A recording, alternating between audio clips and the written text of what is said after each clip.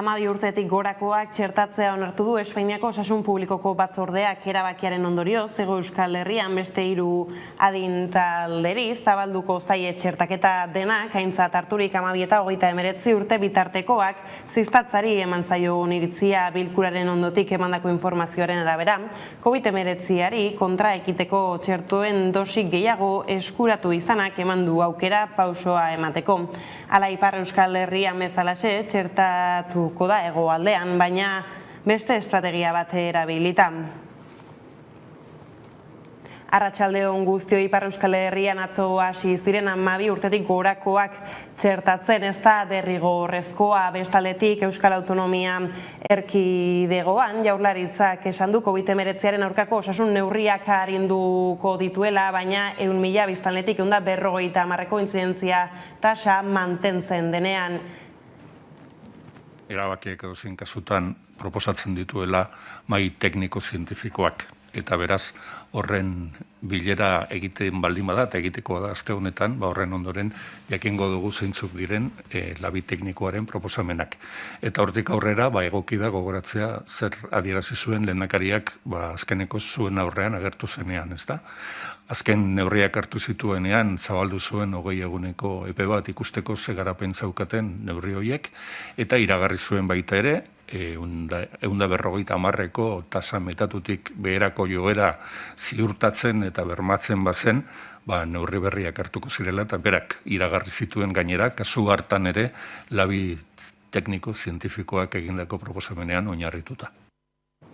Euskal Autonomia Erkidegotik, Nafarroako Foru Erkidegora izan ere, musukoaren erabilera uztailean malgutuko dutela aurre ikusten du gobernuak. Horrez gain Josu Ganuza dugu Iruñean COVID-aren bueltako azken kontuekin. Positibotasuna egonkortu da, 3,4aren buelta horretan, baina igo egin da positibo kopurua gaurkoan, 74 gaixo atzeman dituzte, atzokoaren bikoitza gutxi gora bera, eta agerraldi txiki bat egon da zizurren, 9 kasurekin. Hau guztia ikusita gaurko datuak baloratzeko biharkoetara itxoin beharko dugu, eta ikusi ea zerra hortza den, hau da, agerraldi puntual bat, ala goranzko joera berri baten aurrean dagoen Nafarroa. Eta bestalde, neurri berriak iragarri berri ditu gobernuak, eta besteak beste, tabernetako ordutegia gaueko 12etara luzatu egin du, eta beste neurri berri bat, aforoa edo edukiera tabernen barruan 50%eraino igoko du gobernuak gaurtik aurrera. Gauzak horrela ondokoa da egoera, Hego Euskal Herrian azken 24 orduetan, 213 positibo kasu atzeman dituzte gobernuek, 9.133 test eginda beraz, intzidentzia tasa, 2,3koa da orain. Gaiza aldatuta, Next Generation ordaintzeko lehen 20.000 milioiak lortu ditu Europar Batasunak. Ala Ursula von der Leyen, Europako batzordeko presidenteak, Madrilera eta Lisboara egindako bisita batekin abiaraziko du gaur Next Generation plana. Ursula von der Leyen, Europako batzordeko presidenteak Madrilera eta Lisboara egindako bisita batekin abiaraziko du gaur Next Generation plana. Espero denez, Europako batzordeak ontzaioko ditu gaur estatukide batzuek aurkeztutako inbertsio eta erreforma planak. Besteak beste Espainiarena eta Portugalena. Horrela erakutsi nahi du Bruselak ardura berezia duela hegoaldeko estatuekin eta gainera ontza jotzen duela haien planak negozatu izana. Aurretik beste onespen bat beharko da Europako Kontseiluarena, hau da beste gobernuena. 4 asteko epea dute besteen planak aztertzeko eta gero bozkatzeko. Kalkulatu dutenez litekena da lehen milioiak abuztuan iristea. Urte amaitu bitartean 80.000 milioi euro banatuko ditu eta kopururik handienak 2022an iritsiko dira. Baliteke Espainiak 9.000 milioi euro eskuratzea abuztuan eta beste 10.000 milioi euro abenduan. Bien bitartean Eusko Jaurlaritzak Araba, Bizkaia eta Gipuzkoako ekonomia suspertzeko eta eraldatzeko Euskadi Next programak ireki duen aukera nabarmendu du Euskadiko ekonomia eta gizarte arazoetarako batzordearen aurrean. Aurkeztutako ildoetan apustu argia egiten da eraldaketa ekonomikorako eta EAEren indarguneak sendotzeko, suspertze eta erresilientzia mekanismoetatik eratorritako Europako funtsen bidez. Eusko Jaurlaritzak maiatzaren 18an onartu zuen Euskadi Next programaren eguneraketa.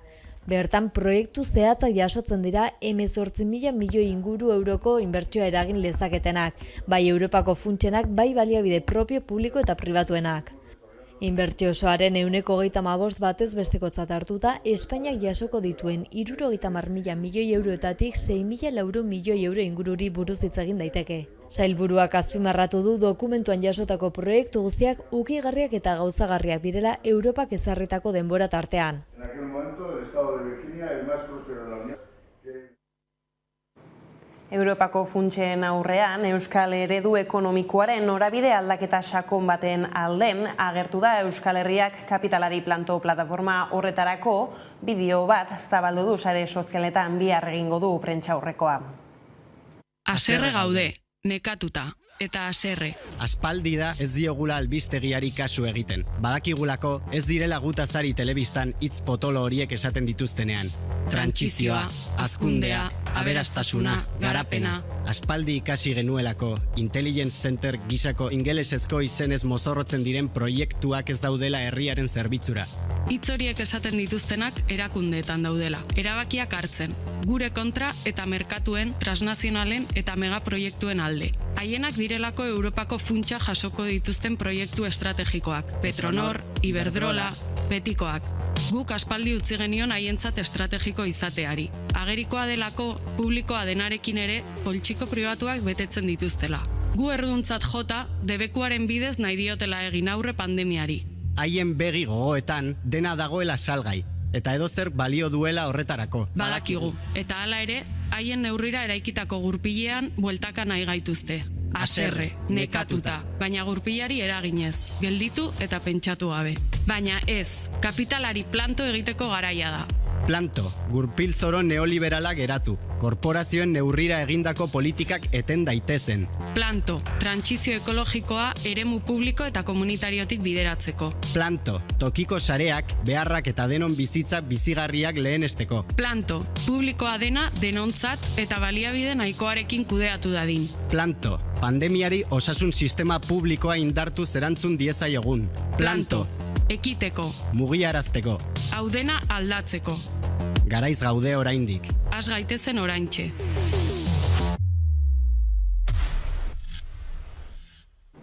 Ostera 2019ko maiatzean lehen aldiz atxilotu zutenetik epaiaren aurrean hitza hartu du Josu Urrutikoetxeak eta 2006tik 2019ra izandako ibilbidea azalpenak eman ditu.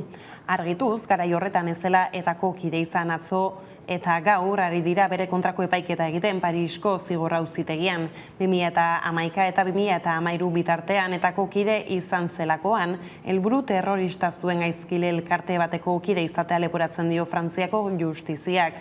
Bart kontatu du garai hartan Oslon zegoela Norvegiako gobernuaren babespean eta haren eta Espainiako gobernuaren elkarrizketa saiakeretan. Gaur segituko dute deklaratzen. Aldiz Arriet iragi euskal presoa gerturatzearen kontrako helegitea aintzat hartu du Madrilgo justizia auzitegi nagusiak eta Espainiako barne ministerioari eskatu dio leku aldatzari buruzko informazioa igortzeko 20 egunen buruan. Iragi 2002tik dago preso 19 urte daramatzak kartzelan eta 2012tik Castelloko kartzelan dago Euskal Herritik 575 kilometrora. Espetxe erakundeek martxoan onartu zuten Logroñora gerturatzea. Erabaki horren kontrako helegitea jarri zuen baina Daniel Portero Dignidad y Justiziako presidenteak eta Madrilgo justizia auzitegi nagusiak onartu egin du helegitea. Eta euskararen bueltako gaiei helduta, 3. aldiz oso denbora gutxian, Nafarroako administrazio auzitegi nagusiak Iruñeko udalaren aurka epaia atera du euskararen trataeragatik. Josu Ganuzta kontatuko digu. Bai, hala da, eta epealdi laburrean 3. aldiz jaso du zigorra Iruñeko udalak, euskararen ordenantzak bermatzea eskatzen duen elebitasuna ez mantentzeagatik. Gauzak horrela, atzokoan ere eztabaida sakona izan zen udaletxean eta Navarra Sumako udalagintariek argi esan zuten euskara agertu arazi bai egingo dutela, baina ez dutela inondik inora elebitasuna bermatzeko asmorik eta gaurkoan iritsi da 3. zigorra udal egutegian euskara eta gaztelera ez erabiltzeagatik. Nafarroako administrazio auzitegiak bertan bera utzi du udal egutegi elebiduna kentzeko Iruñeak hautatutako erabakia. Epealdi laburrean, 3. aldiz, auzitegiek zigortu egin dute Hiriburuko udala euskararen ordenantza ez betetzeagatik. Euskara arautzen duen hiriko legediaren aurka egitea egotzita berriro ere zigortu dute auzitegiek Navarra Sumaren udal gobernua. Lehenengo zigorra sare sozialetako profilak elebidunak izateari uzteko erabakiarengatik izan zen, udalak erabaki baitzuen hizkuntza bakoitzarentzako profil bana sortzea. Bigarren autua aurreko astean eman zuten aditzera auzitegitik, kasu horretan iazko uztailaren 6an eskegitako euskarri fisikoan bertako hizkuntzaren errotulazioa gaztelania baino nabarmen txikiago inprimatzeagatik ingelera eta frantsesaren pare. Oraingoan Nafarroako administrazio auzitegiak ebatzi du euskararen udal ordenantzaren aurkakoa dela herritarrei banatzen zaizkien udal egutegiak euskarazko euskarrian batetik eta gaztelaniakoan bestetik inprimatzea araudiak argi adierazten baitu elebitasuna mantendu behar dela euskarri bakarrean eta bi hizkuntzei presentzia bera emanez. Euskal Herria Bildu udal taldeak aurkeztu zuen errekurtsoa udalak urtero egin eta herritarren artean banatzen duen egutegia erabilitako hizkuntzaren arabera bereizitako bi euskarritan egin zela egiaztatzerakoan. Legegintzaldiaren hasieratik, eskuineko hirukoak euskararen aurkako hizkuntza politika diskriminatzailea aplikatzen du bere gobernu ekintzaren lehentasunezko helburu gisa eta ez dirudi norabidea aldatzeko asmorik duenik. Gurean gaur magazinean gainera, Gurne Gau beka izan dugu Euskal Herrian euskarak une honetan duen egoera hizpide bereziki pandemia garai honetan zentratu da.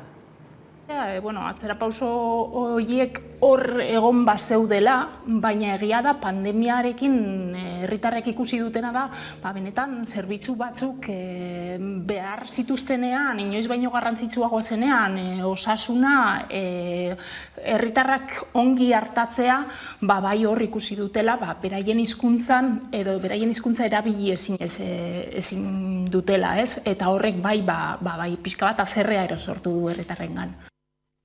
Atzokoan berriz Frantziar estatuko hizkuntza gutxituak babesteko molak legearen bi artikulu konstituzioaren aurkakoak direla dioen Konstituzio Kontseiluaren erabakiari erantzunez, 140 parlamentarik gutun bat bidali zioten Emmanuel Macroni konstituzioa aldatzea eskatzeko.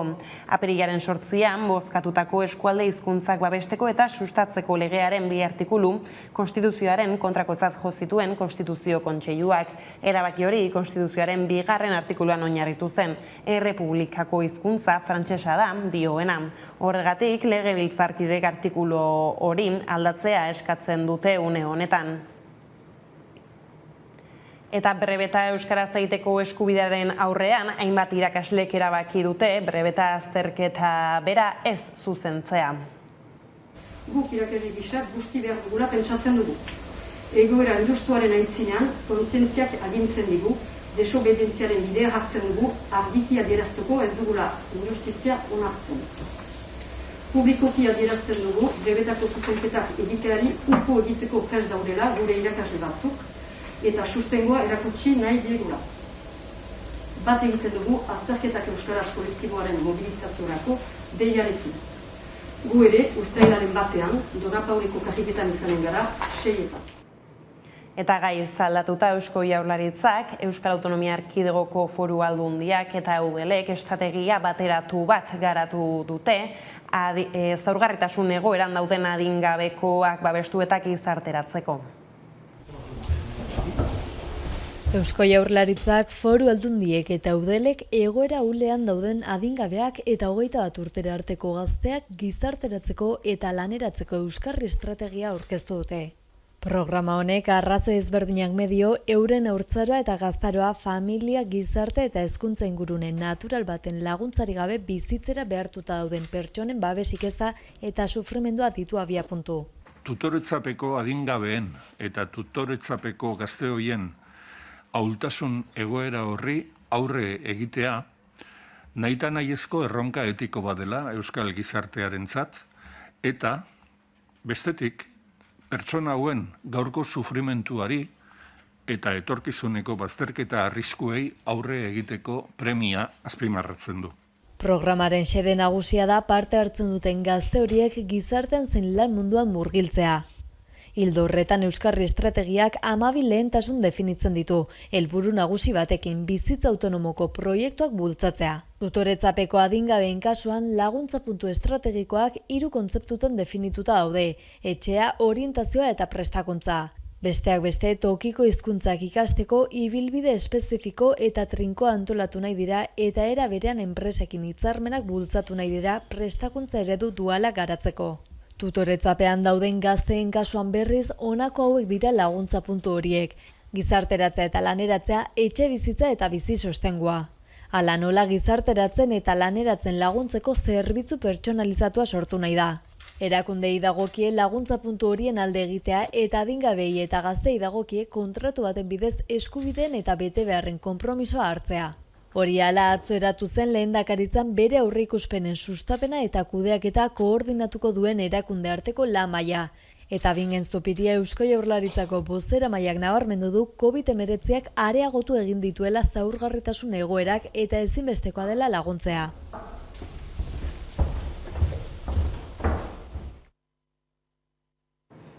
Langatazketa Nobaltiatu Bazex, Petronor, PCBITP eta Bilboko Argiak enpresetako langileen manifestazio bateratua iragarri dute ostiral honetarako Bilbon. Agerraldian enpresetako zuzendaritzek behar ginen eskubideak urratzeko pandemia aitzakia gisa erabiltzen dutela salatu dute. Horrela beharginek aitortu dute lan suntsipen eta prekarizazio prozesu desberdinetan egon arren, indarrak batu dituztela alderdi politikoei lan erreformak baliogabetzeko eskatzeko, eta baita langileen aldeko politikak sortzeko ere. Alderdi politikoei ondorengoa eskatzen diegu. Beraien konpromesua 2010, 2011, 2012an burututako lan erreformen baliogabetzea eta enpresa handien zuzendaritzei benetako eta fede honeko negoziazioen behar izana. Eta ez desatela patronalaren interesen alde eraiki den eta langilearen aurka eraiki den lan esparru hau beraien alde erabili. Bestetik, ELA sindikatuan dauden ertzainek konzentrazioa egin dute Bilbon, egun polizia ereduaren aurka, egungo parkatu. Eusko Jaurlaritzak Bizkaiko hiriburuan duen egoitzaren parean elkartu dira, izan ere, segurtasun sailak azken hilabeteetan lan gatazken inguruan hartutako erabakien inguruko kezka adierazi dute. Azaldu dutenez, polizien lana bideratzen ari dira lan gatazken manifestazioen elkarretaratzen eta greben aurka egitera. Protesta egiten duen langile klasearen orainak kezkatzen gaitu, baina Euskal Poliziaren etorkizuna ere kezkatzen gaitu. Erabaki horiek salatzen jarraituko dugu eta poliziaren kode deontologiko abian jartzen ari alde egingo dugu, Eurokop. Erakundeak proposan dituen parametroaren arabera. Eta lan arloko gatazkekin bukatzeko H&M dendetako greba akordio batekin bukatu da. Apirilaren 22an hasi zen greba mugagabea Arabako, Bizkaiko, Gipuzkoako eta Nafarroako dendetan ia 7 asteen ondoren. Langileak dendetara itzuliko dira grebaren helburu gehienak beteta. Izan ere, ELAk argudiatu duenez, Suediako enpresarekin hitzartu du Hego Euskal Herriko dendetan langilerik ez dela kalera joango. Eta langileen lan baldintzetan ez dela funtsezko aldaketarik izango. Eta nazioarteko gaiei helduta, Peruko akta guztiak zenbatuta, 100% zenbatuta, Castilloren garaipena berretsi da, bertan Oian Larrañaga. Perun akta guztien bigarren zenbaketak Pedro Castillo hautagaiaren garaipena berretsi du. Hala ere, oraindik ez dute bere garaipena modu ofizialean aldarrikatu. Castillok boto guztien 50,12 eskuratu ditu zenbaketa berri honen arabera. Hori aintzat izan da, prozesua luzatzeari utzi, eta herritarren borondatea errespetatzeko eskatu dio Castillok lurraldeko hauteskunde agintaritzari. 0,25ko aldearekin galdu ditu beraz hauteskundeak berriz ere, Keiko Fujimorik bigarren zenbaketaren arabera botuen 49,87 eskuratuta. Hauteskundeen bigarren itzulia egin eta 9 egunetara astearte honetan amaitu du Peruko hauteskunde prozesuen bulago nazionalak behin betiko zenbaketan. Zenbaketa honen emaitzen berri izan ondoren, behingoz herritarren borondatea errespetatzeko eskatu du Castillok. Siendo respetuosos de la voluntad popular democráticamente las cosas se han puesto en la mesa y democráticamente tiene que darse una salida. Fujimorik bere aldetik oraindik ere emaitzak ez direla behin betikoak nabarmendu nahi izan du.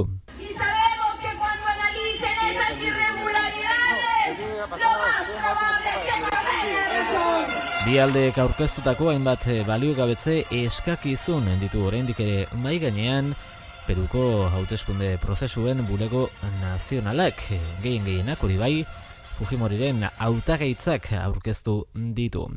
Hauteskundeen biharramunean zenbaketaren azken fasean Castillok aurrea hartu zuenetik ari da iruzurra egon dela salatzen eskuineko hautagaitzan. Eskakizun horiek denak bideratu arte ez da garaile ofizialik aldarrikatuko. Gehienak, eskakizunen artekoak, baztertu dituzte dagoeneko lehen instantzian, baina helegiteak aurkeztu daitezke oraindik. Ostera Israelgo eskuin muturrak sustatutako banderen martxari erantzunez su puxikak jaurti zituzten atzo iluntzean, Gazatik Esiaren beste aldera goizaldean heldu da Tel Aviven erantzuna. 3 misil jaurti ditu armadak juduak Gazaren aurka. Haietako 2 Iman inguruan erori dira, Khan Yunis hegoaldean. 3. berriz Gaza hirian maiatzeko bombardeaketen jotako eremuetako batean. Hain zuzen ere, Naftali Bennett lehen ministroak aginte hartu osteana egin duen lehen erasoaldia izan da. Baita maiatzen 21 adostutako suetenaz geroztik egiten duten aurrenekoa ere. Noaingo bateilaren 500. urteurrenaren arira manifestazioa egingo da Iruñean, larunbat honetan hilaren 19 bada ez da bataia gogoratzeko egin den eta egingo den ekimen bakarra besteak beste Lur Barnea taldeak azken Esperantzaren guda bideoklipa kaleratu berri du eta horrexekin emango diogu bukaera gaurko albistegiari, Nafarroa berriz altxa dadin, besterik ez gure aldetik hauek izan dira, eguerdiak gurean gaur utzi dituenak guztiak eta gehiago nahi duzuen aldiro 11.eus atarian ondo izan eta bihar arte.